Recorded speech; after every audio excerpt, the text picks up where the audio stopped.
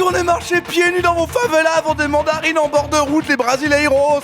Allez vous asseoir sur un tabouret pliable posé sur le trottoir avec un short trop court qui laisse passer une burne et une bière posée sur votre bite gonflée qui dépasse de votre t-shirt comme Britney Spears en 2002, sauf que c'est pas Britney, mais un garagiste de 45 ans avec une pression artérielle anormale qui s'appelle Amarildo. Notre petit pays de 8 millions d'âmes et au PIB par habitant presque 9,15 fois supérieur vous a marché dessus.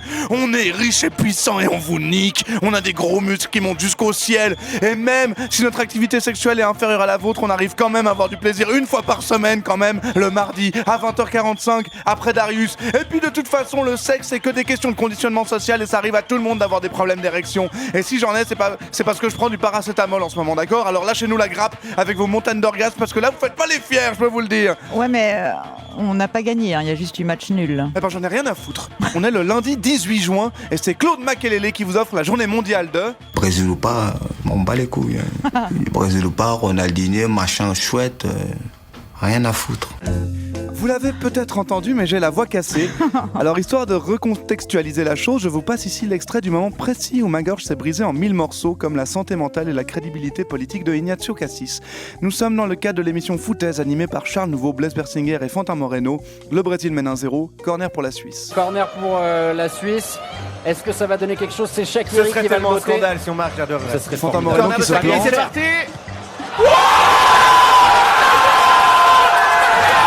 Et à ce moment-là, j'ai sauté de ma chaise et je faisais des grands roules, des grands tournés-boulés avec mes bras et j'ai crié juste... Et après, je parlais comme ça, comme Frodon dans Le Seigneur des Anneaux quand il était malade à la fin.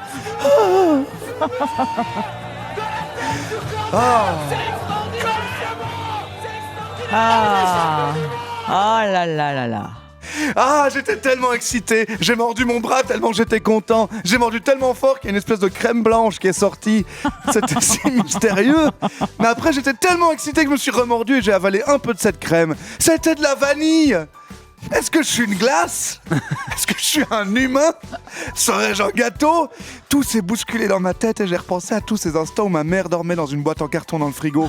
Mais finalement, je m'en fous. On a fait match nul contre le Brésil. Alors rentrant chez moi, la bouche mousseuse, du sang autour des joues parce que j'avais mordu un Neuchâtelois de 9 ans qui était assis à côté de moi dans le studio, je me suis fait un petit plaisir en allant vérifier si le score de Nati était un exploit historique. Eh ben même pas. On a joué 9 fois contre eux pour 3 défaites, 2 victoires et 4 matchs nuls.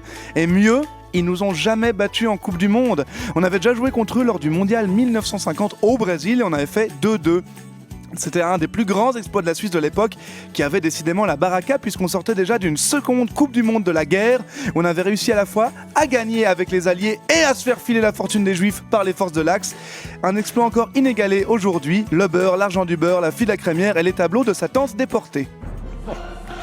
Encore mieux, avant le match d'hier, le Brésil restait sur 9 victoires consécutives en match d'ouverture de la Coupe du Monde. Ça veut dire qu'ils n'avaient pas gagné leur premier match depuis 1974.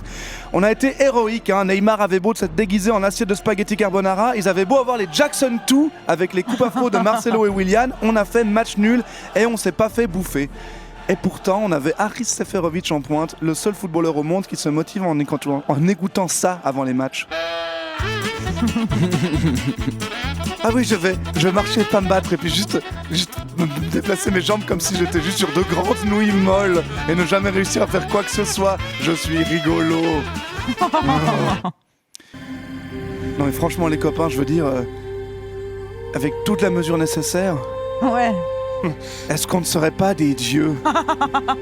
Et je ne parle pas que de Berami, Shaqiri, etc., mais de nous tous.